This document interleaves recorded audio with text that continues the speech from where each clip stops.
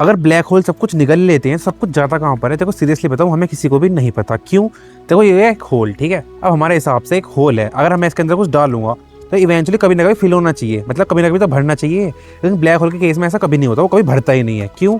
तो कोई black hole है, अब वो एक ब्लैक होल के पास अगर कोई मैसिव स्टार भी आता है, अगर इससे बड़ा स्टार भी आ जाएगा ना, एक मैसिव स्टार, भले स्टार का मास ज़्यादा हो ब्लैक होल से, तो फिर भी ब्लैक होल उसको निगल लेता है, उसके प्लाज्मा को खींच लेता है अपने अंदर और सारा स्टार को अपनी तरफ निगल लेता है। और जो स्टार का मास होता है वो ब्लैक होल के मास के अंदर ऐड हो जाता है, मतलब ब्लैक होल और बड़ा हो जाता है, उसके अंदर समा जाता है। अब देखो उसके अंदर एक बहुत बड़ी दिक्कत है, ऐसा तभी पॉसिबल है अगर उसके अंदर एक इनफाइनाइट डेंसिटी हो, मतलब वॉल्यूम कम हो, बिल्कुल जीरो हो, इनफाइनाइट डेंसिटी हो। मतलब एक ऐसा समझो, एक बहुत बड़ी चीज़ है, उसके अंदर बहुत वजन है लेकिन उसके अंदर वॉल्यूम नहीं है। ऐसा हो सकता है हमारी, आप बताओ, कुछ भी ऐसा हो सकता है, बहुत बड़ी चीज़ है उसका वॉल्यूम ही ना हो? ऐसा नहीं हो सकता। लेकिन ब्लैक होल के केस में तभी पॉसिबल है ऐसा कि उसके वो कभी फिल नहीं होगा कि जब उसके अंदर एक इनफाइनाइट डेंसिटी और जीरो वॉल्यूम हो। इसलिए हम उस पॉइंट को बोलते हैं सिंगुलैरिटी, ठीक है। अब देखो सिंगुलैरिटी क्या होती है वो हमें नहीं पता, क्योंकि हमारे फिजिक्स के सारे रूल वहाँ पर ब्रेक हो जाते हैं। क्यों? देखो हमारे पास दो मेन रूल हैं। रूल नंबर 1 जो आइंस्टाइन ग्रेविटी रूल है, वो स्टार के लिए काम करता है, प्लैनेट्स के लिए काम करता है, जितने बड़े ऑब्जेक्ट होते हैं उनके लिए काम करता है, लेकिन छोटे पार्टिकल्स से काम नहीं करता, जो छोटे एटम वगैरह होते हैं। तो छोटे एटम के लिए हमारे पास है क्वांटम फिजिक्स, जो एटम्स के लिए काम करती है और स्मॉल एनर्जी के लिए काम करता है। लेकिन ब्लैक होल के केस में अगर हमें समझना है उसके अंदर क्या है, वो सिंगुलैरिटी क्या होती है, तो उसके लिए हमें दोनों रूल एक साथ अप्लाई करने पड़ेंगे। मतलब हमें रूल नंबर 1 रूल नंबर 2 एक साथ लगाना पड़ेगा, लेकिन करंट फिजिक्स के हिसाब से ये पॉसिबल नहीं है, इसलिए वो हमें एरर शो करता है। इसलिए हम कभी नहीं जान सकते कि उसके अंदर क्या होता है। और एक और बात, उसका एक होल होता है, मतलब एक दीवार होती है, उसको हम बोलते हैं इवेंट होराइजन। वो एक ऐसी दीवार है, अगर वो किसी ने क्रॉस कर ली तो वो यूनिवर्स से डिस्कनेक्ट हो जाता है, उसको कुछ नहीं पता बाहर क्या है। इवन लाइट भी एस्केप नहीं कर सकती। देखो लाइट हमारे यूनिवर्स सबसे तेज चलती है, 3 लाख किलोमीटर पर सेकंड, लेकिन वो भी उसके अंदर चली गई ना, वो भी बाहर नहीं आ सकती। और एक बहुत बड़ी प्रॉब्लम ये है, हम सिंगुलैरिटी को क्यों नहीं जान सकते? अगर हम एक स्पेसक्राफ्ट लॉन्च करेंगे, ठीक है, हमने ब्लैक होल के अंदर लॉन्च कर दिया, वो भेज दिया, तो अगर वो ब्लैक होल के अंदर जाएगा ना, तो वो हमें कभी भी इन्फॉर्मेशन नहीं भेज सकता बाहर, ना हम उसके कोई फोटो क्लिक कर सकते। अब देखो हम मिशन भेजते हैं, हम जुपिटर में मिशन भेजते हैं, यूरेनस पे भेजते हैं, हर जगह भेजते हैं।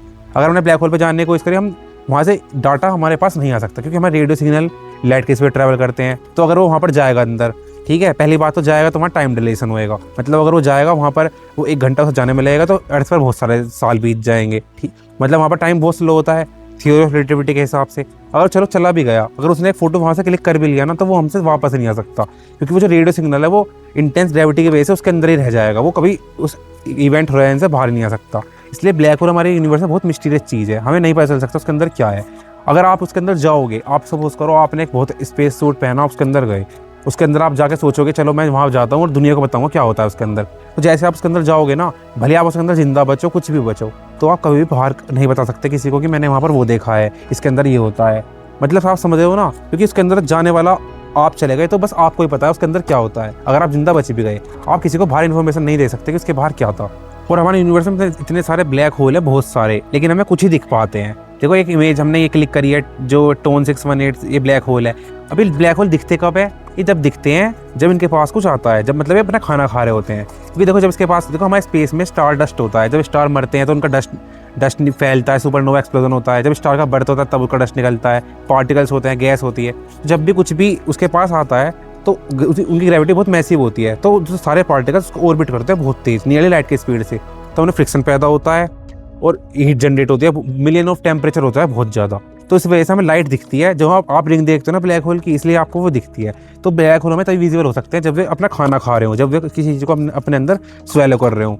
लेकिन ऐसे ऐसे बहुत सारे ब्लैक होल है जो इनविजिबल है, जो हम नहीं देख सकते, क्योंकि वो उनके पास कोई पार्टिकल्स नहीं है, क्योंकि उनके पास कोई रोटेशन नहीं कर रहा जो हमें उनको देख पाए। इसलिए सारे जितने भी सुपर मैसिव ब्लैक होल होते हैं वो गैलेक्सी के सेंटर में होते हैं, क्योंकि वहाँ पर मतलब वहाँ पर पार्टिकल्स वगैरह होते हैं, इसलिए वे ग्लो कर रहे होते हैं, इसलिए हमें भी आराम से दिख जाते हैं। बहुत सारे ब्लैक होल है। अब देखो जब जहाँ पर साइंस ब्रेक हो जाती है वहाँ पर होती है इमेजिनेशन शुरू।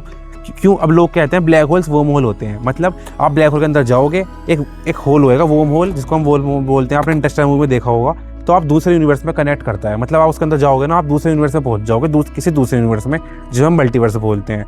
अब देखो ऐसा मैथमेटिकली पॉसिबल हो सकता है नहीं, ये उस कभी पता चल नहीं सकता, क्योंकि मैंने आपको बता दिया, आप उसके अंदर जाओगे, आप किसी को बता नहीं सकते हाँ भाई ये वर्म होल है, ठीक है। और कोई बोलता है कि आप इसके अंदर जाओगे तो वर्म होल है, तो दूसरे मल्टीवर्स में कनेक्ट होगे, इसके अपोजिट कहीं वाइट होल होगा, मतलब जो चीज़ों को बाहर फेंकता होगा। ब्लैक होल अंदर खींचते हैं तो वाइट होल बाहर बाहर फेंकता होगा।